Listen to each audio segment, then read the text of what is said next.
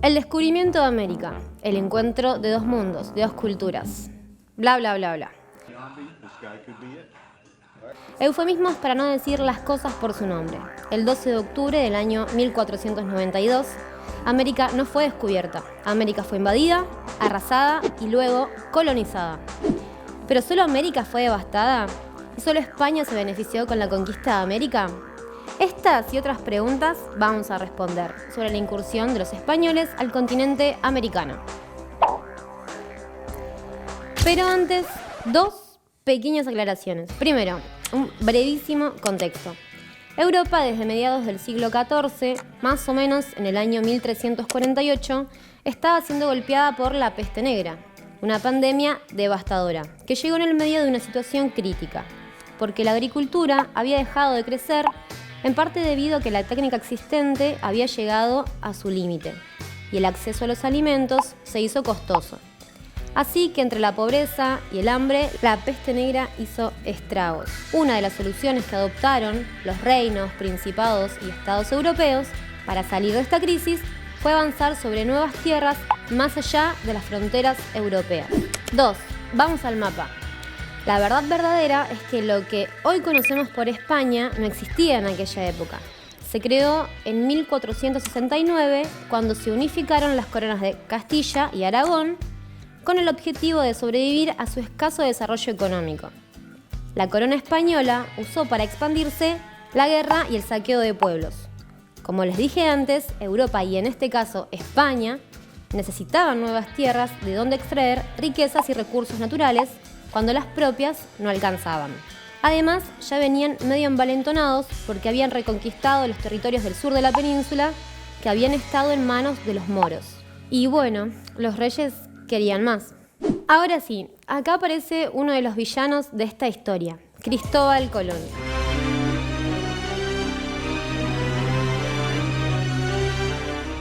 Muchos conocen el cuentito que nos contaron en la escuela. Colón paró un huevo, Colón convenció a la reina Isabel, esta junto a otros financió el viaje, les dio hombres y las 3 carabelas, la Niña, la Pinta y la Santa María. Subieron a bordo y viajaron meses por el océano en el año 1492 y resulta que llegaron a América pero creían que estaban en Asia. Bla, bla, bla, bla, bla. Pero hay un dato de color que siempre pasa medio inadvertido. Cristóbal Colón era un navegante de Génova, una ciudad de la actual Italia. Y sí, seguro te estás preguntando, ¿y a quién le importa dónde nació?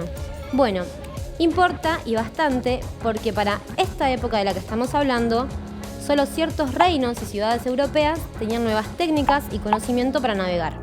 El reino de Portugal, que ya venía incursionando en las costas africanas del Atlántico, Inglaterra, los genoveses y los venecianos. En un sentido, Colón fue una de las mejores cosas que le pudo pasar a la corona española.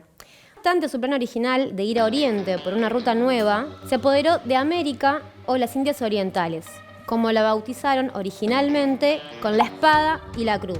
Con la espada, porque asesinaron pueblos enteros y se impusieron violentamente sobre los sobrevivientes. Y con la cruz, porque la primera justificación de la conquista fue la evangelización forzada, obvio, de todos los pueblos. No hay que olvidarse que a Isabel le decían la católica. El primer lugar al que arribaron Colón y compañía fueron las Antillas. Luego de 4 viajes y una serie de exploraciones, comenzaron las invasiones y el desarrollo del primer genocidio. Primero, saquearon y masacraron regiones enteras, indiscriminadamente. Con el paso del tiempo, cambiaron de método. Pasaron de la destrucción total a la conquista y la colonización, lo que implicó la construcción de una estructura con instituciones y gobiernos propios, totalmente dependientes de la monarquía. Esta configuración es conocida como la sociedad colonial. Y este cambio de arrasar a colonizar empezó a profundizarse cuando los españoles pisaron tierra continental. En 1521, al mando de Hernán Cortés, los españoles vencieron a los aztecas en los actuales México y Guatemala, cuando conquistaron su poderosa capital, Tenochtitlán. En azteca habla muy bien aparte que... 2 años después, la incursión dirigida por Francisco Pizarro hizo sucumbir los dominios incas en América del Sur. Si pudieron derrotar a estos dos grandes fue, entre otras razones, porque los españoles tenían armas y capacidad militar superiores a los locales. Y también porque trajeron con ellos pestes que redujeron enormemente la población nativa. Además, aprovecharon las disputas entre los pueblos, ya que muchos habían sido invadidos y sometidos por los propios aztecas e incas, porque, como ya sabemos, divide y reinarás. La conquista de América dejó como saldo casi tantas muertes como la Segunda Guerra Mundial.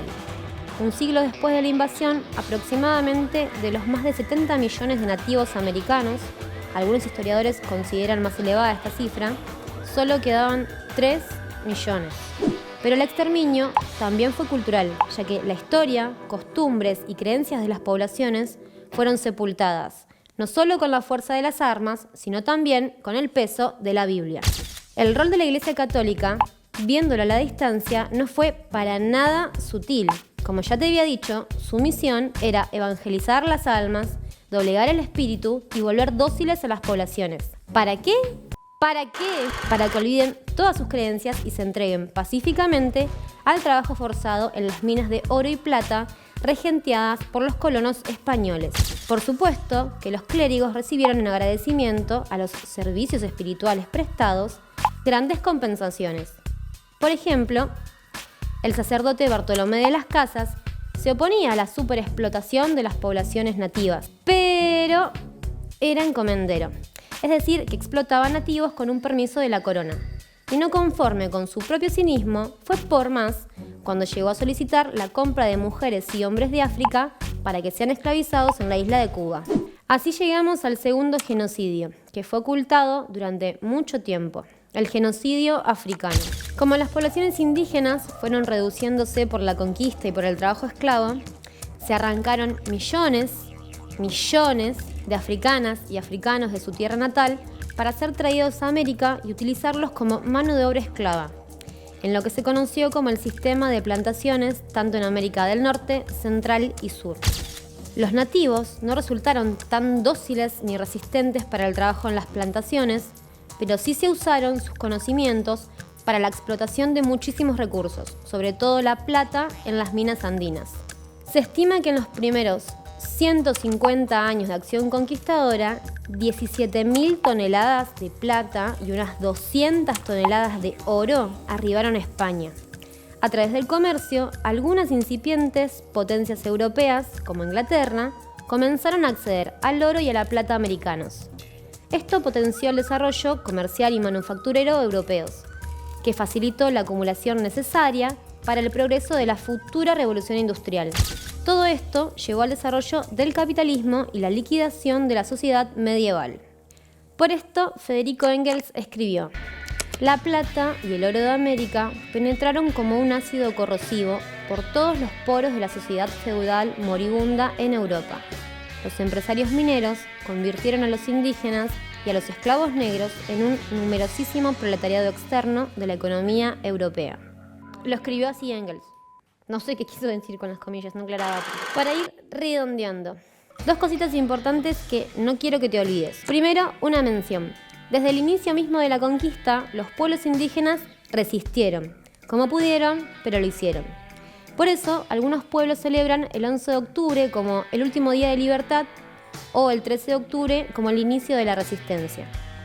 Y lo segundo es una reflexión sobre la pelea por la interpretación de la historia.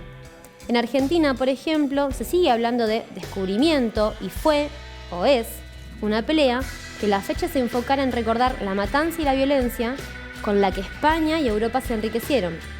De hecho, aún hoy, en España, el 12 de octubre es la fiesta nacional de España y es un día festivo en todo el país. ¿Y a vos, cómo te la contaron? Déjanos tu experiencia en los comentarios y nos vemos la próxima.